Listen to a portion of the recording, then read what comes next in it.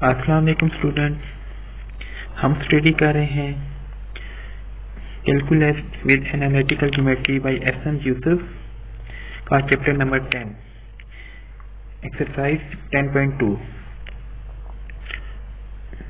इससे पहले हम 10.2 के फर्स्ट 8 क्वेश्चन सॉल्व कर चुके हैं। अब हम सॉल्व करने लगे हैं क्वेश्चन नंबर 9। क्वेश्चन नंबर 9 के हमारे पास जो स्टूडेंट हमारे चैनल पे न्यू है वो हमारे चैनल को सब्सक्राइब कर लें और बेल आइकन को क्लिक कर दें। क्वेश्चन नंबर 9 के हमारे पास find the volume of the solid bounded by the paraboloid.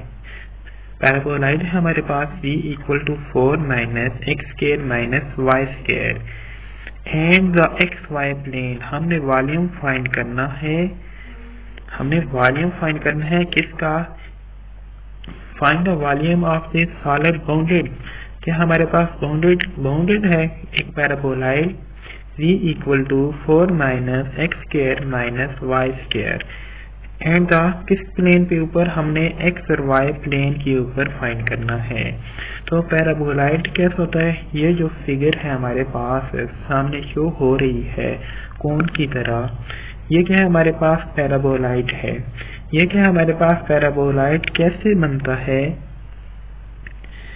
बहुत से पैराबोला मिलके हमारे पास क्या बनाते हैं? पैराबोलॉइड। ये क्या हमारे पास हर एक कर्व के हमारे पास एक पैराबोला है और ये तमाम पैराबोला मिलके हमारे पास क्या बनाते हैं? एक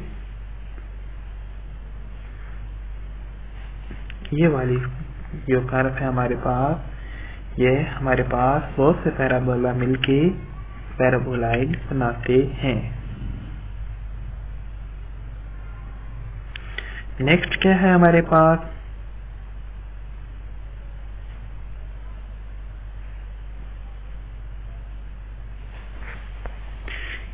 किस प्लेन के ऊपर हमने फाइंड करना है? देखें x और y प्लेन के ऊपर। तो नीचे मैंने आपके लिए मेंशन कर दिया है कि हमारे पास x और y प्लेन क्या होते हैं।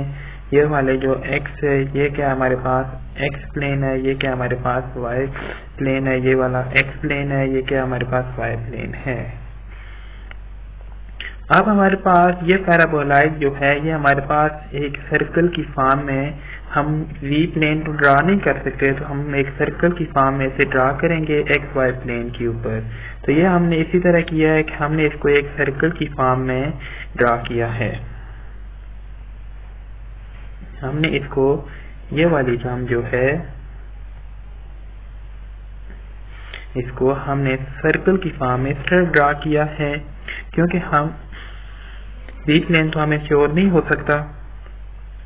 तो हमारे पास गिवन पैराबोलॉइड क्या है? इसका ये जो तमाम टर्म है इसका हमने क्या करना है? एरिया नहीं, हमने वॉल्यूम फाइंड करना है। इस टर्म का क्या करना है? हमने वॉल्यूम फाइंड करना है। तो इसके लिए हमें क्या करेंगे? अब हमारे पास वॉल्यूम फाइंड करने के लिए हमें क्या चाहिए होता है? हमारे पास फंक्शन क्या होता है? f(x_y). फंक्शन क्या चाहिए होता है हमें? f(x_y). तो हमारे पास f(x_y) किसकी इक्वल होता है? हमारे पास c के। तो जो गिवन फंक्शन है हमारे पास ये क्या है? हमारे पास c मौजूद है। तो यहाँ से हम इस गिवन फंक्शन से हम c की वैल्यू निकाल लेंगे। ये जो हमारे पास गिवन फंक्शन है c = ये वाला जो फंक्शन है हमारे पास, इसमें से हम c की वैल्यू निकाली हुई है। तो ये c किसकी इक्वल है? हमारे पास f(x_y) की इक्वल है।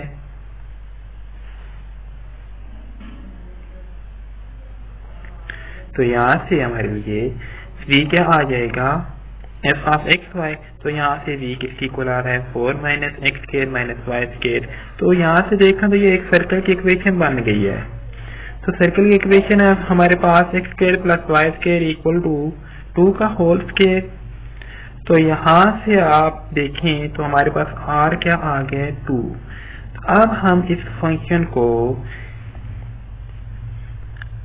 इस तरह भी सॉल्व कर सकते हैं कार्टेशियन कोऑर्डिनेट में भी, मगर हम क्या करेंगे, अपने सॉल्यूशन को इजीली सॉल्व करने के लिए हम इस फंक्शन को पोलर कोऑर्डिनेट में कन्वर्ट करेंगे, क्योंकि हमने 10.1 में भी पढ़ा है कि अगर हमारे पास फंक्शन में x² प्लस y² आ जाए तो हम उस फंक्शन को पोलर कोऑर्डिनेट में इजीली कन्वर्ट कर सकते हैं। तो यहाँ से आप देखेंगे हमारे पास ये जो सर्कल आया है इसका रेडियस क्या आ गया, हमारे पास 2 आ गए। तो ये देखें हमारे पास इस सर्कल का रेडियस क्या बन गया, हमारे पास 2 बन गया है। अब हमने ये क्या करना है, इस सारे का एरिया फाइंड करना है इस सर्कल का। अब इसका रेडियस क्या हमारे पास 2 है।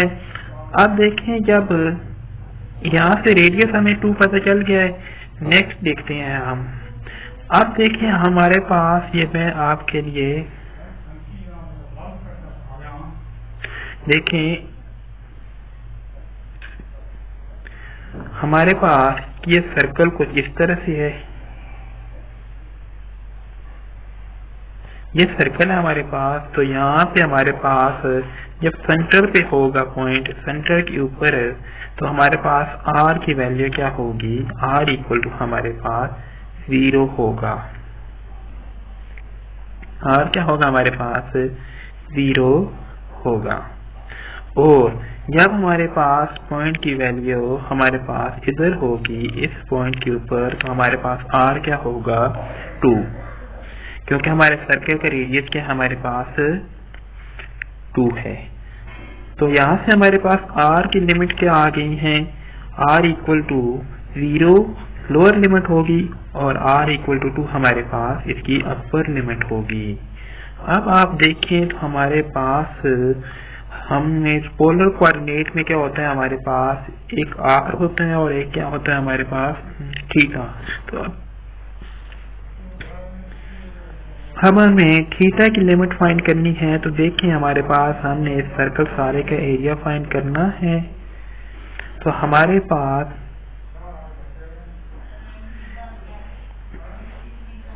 ये जो सर्कल है इसका रेडियस हमें पता है। तो यहाँ पे देखें तो हमारे पास एंगल क्या बन रहा है, 0 बन रहा है। और यहाँ पे देखें थोड़ा सा इसी लाइन के ऊपर, तो हमारे पास एंगल क्या बनता है 2 पाई, क्योंकि हमारे पास सर्कल का एरिया टोटल क्या होता है 0 एंगल से लेके 2 पाई तक। तो यहाँ से हमारे पास थीटा कहाँ से कहाँ तक होगा, 0 से 2 पाई तक।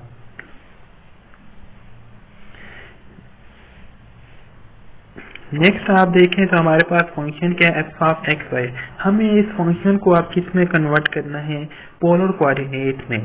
तो आप देखें हमारे पास ये जो फंक्शन है f of x y equal to 4 minus x square minus y square, तो इसको हम पोलर कोऑर्डिनेट में कन्वर्ट कर सकते हैं। कि हमने पढ़ा है कि हमारे पास x square plus y square किसकी इक्वल होता है आर स्क्वायर के। तो यहाँ पे हम x square plus y square की जगह क्या पुट कर देंगे आर स्क्वायर। तो यहाँ से हमारे पास function f of r theta क्या बन जाएगा 4 माइनस आर स्क्वायर। नेक्स्ट आप देखें तो हमारे पास पोलर कोऑर्डिनेट में जो डी ए होता है,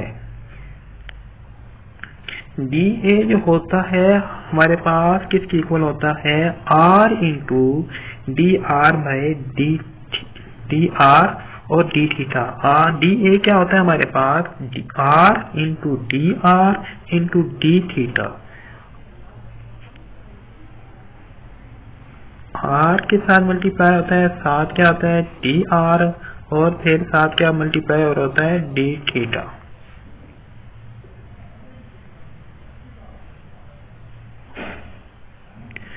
और यहाँ पे हमारे पास डोमेन क्या होती है डी। तो यहाँ पे डोमेन भी हमारे पास क्या होगी चेंज होगी। पहले हमारे पास डोमेन क्या होती थी एक्स की अलग डोमेन होती थी, वाई की अलग। अब हमारे पास फंक्शन किसके ऊपर डिपेंड कर रहा है एफ ऑफ आर थीटा, मतलब कि आर और थीटा के ऊपर। तो यहाँ पे हमारे पास डोमेन भी क्या होगी, आर और थीटा, और क्योंकि हमारे पास डी ए क्या है, वो भी क्या होगा हमारे पास r into d r into d theta. तो यहाँ से हमारे पास वॉल्यूम का क्या फार्मूला होगा, वॉल्यूम हमारे पास होगा V equal to double integral domain f of r theta r d theta. Polar coordinate में हमारे पास वॉल्यूम का फार्मूला क्या होगा, f of r theta r d theta. ये हमारे पास आर डी आर और डी थीटा किसकी इक्वल है, इस फंक्शन डी ए के इक्वल है, डी ए के इक्वल है। तो अब हमारे पास मैंने आपको बताई है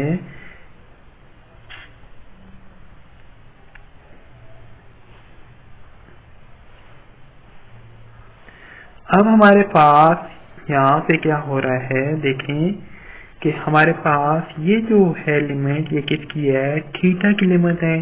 तो मैंने आपको बताया था कि सर्कल है तो उसका क्या है, ये वाली लिमिट यहाँ पे 0 और यहाँ पे क्या होगा 2 पाई होगा। और आर की लिमिट क्या है हमारे पास, सर्कल का यहाँ पे रेडियस 0 होता है और यहाँ पे क्या होगा 2, सर्कल की लोअर रेडियस क्या होगा 0 से 2। और ये फंक्शन क्या है हमारे पास, एफ ऑफ आर थीटा, और ये हमारे पास डी ए जो कि आर डी थीटा है।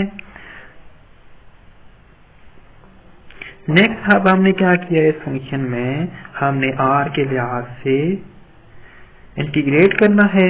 तो हमने इस आर को, ये जो हमारे पास आर है, ये वाला जो आर है, हमने इसको फंक्शन के साथ मल्टीप्लाई कर दिया है, फंक्शन के साथ मल्टीप्लाई कर दिया है। उसके बाद हमने क्या किया है, हमने इसको r के लिहाज से इंटीग्रेट किया है। 4r² माइनस r³ की इंटीग्रेशन r4/2 आ जाएगी। यहाँ से हमने इसकी अपर और लोअर लिमिट पुट की है। उससे पहले हमने इस फंक्शन को, ये वाला 2 और ये 4 आपस में कैंसिल हो जाएंगे, और अब हमने इसमें अपर और लोअर लिमिट पुट की है।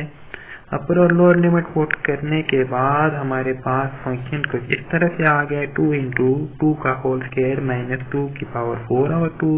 तो यहाँ से हमारे पास ये आंसर क्या आ जाएगा, 8 माइनस 4 क्या आ जाएगा हमारे पास 4 डी थीटा। तो अब हमने इस फंक्शन की डी थीटा के लिहाज से इंटीग्रेशन करनी है, तो क्या आएगा, डी थीटा की इंटीग्रेशन क्या आएगी हमारे पास थीटा। तो यहाँ से अब हम थीटा की क्या कर देंगे, लिमिट पुट कर देंगे। यहाँ पे हम थीटा की लिमिट पुट कर देंगे। तो हमारे पास आंसर क्या आ जाएगा, v इक्वल टू 8 पाई। तो ये क्या है हमारे पास रिक्वायर्ड आंसर है।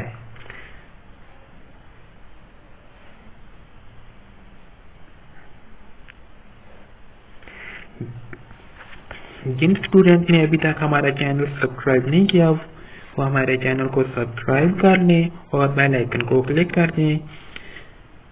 और जो स्टूडेंट अभी तक क्वेश्चन नंबर 1 से क्वेश्चन नंबर 8 तक क्वेश्चन सॉल्व नहीं कर चुके, तो वो मेरे चैनल से बाकी क्वेश्चन सॉल्व कर सकते हैं, और उनका लिंक मैं आपको डिस्क्रिप्शन में भी दे रहा हूँ।